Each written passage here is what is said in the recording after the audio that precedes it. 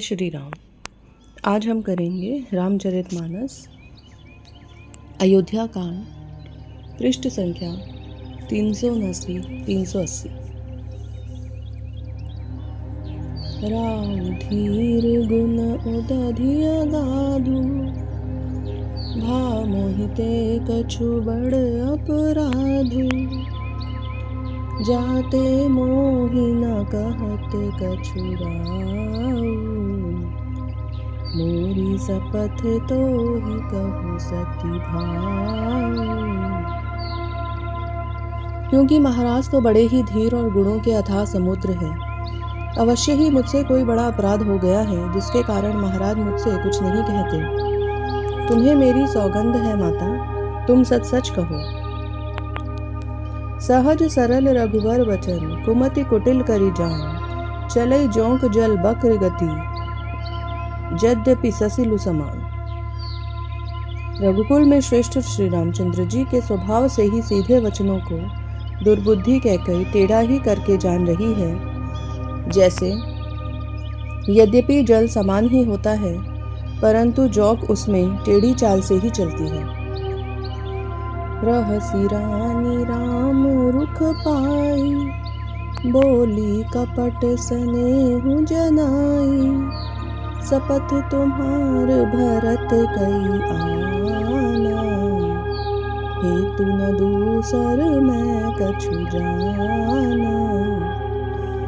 रानी कैकई श्री रामचंद्र जी का रुख पाकर हर्षित हो गई और कपटपूर्ण स्नेह दिखाकर बोली, तुम्हारी शपथ और भरत की सौगंध है, मुझे राजा के दुख का दूसरा कुछ भी कारण विदित नहीं है। तुम अपराध जोग नहीं ताता, जननी जनक बंधु सुख दाता। राम सत्य सब जो कछु कहऊ, तुम पितु मातु बचन रत आहू। हे तात, तुम अपराध के योग्य नहीं हो। तुमसे माता पिता का अपराध बन पड़े यह संभव नहीं। तुम तो माता पिता और भाइयों को सुख देने वाले हो।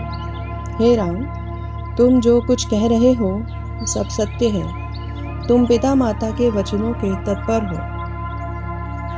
पितहि बुझाई कहऊ बलि सोई, चौथे पन जेहि अजसु न होई। तुम सम सुवन सुकृत जेहि दीन, उचित नता सुनिरादर कीन्ह। मैं तुम्हारी बलिहारी जाती हूँ, जो पिता को समझाकर वही बात कहो जिससे बुढ़ापे में इनका अपयश न हो। जिस पुण्य ने इनको तुम जैसे पुत्र दिए, उसका निरादर करना उचित नहीं। लागहि कुमुख बचन शुभ कैसे, मगह गया दिक तीरथ जैसे। राम ही मातु बचन सब भाई, जिमि सुर सरी गत सलिल सुहाई। कैकई के बुरे मुख में ये शुभ वचन कैसे लगते हैं, जैसे मगध देश में गया आदि तीर्थ। श्री रामचंद्र जी को माता कैकई के सब वचन ऐसे अच्छे लगे, जैसे गंगा जी में जाकर जल शुभ सुंदर हो जाते हैं। गई मुरुछा राम ही सुमिरी, नृप फिरी करवट लीन। सचिव राम आगमन कही, विनय समय समकी। इतने में राजा की मूर्छा दूर हुई। उन्होंने राम का स्मरण करके फिर करवट ली। मंत्री ने श्री रामचंद्र जी का आना कहकर समय अनुकूल विनती की।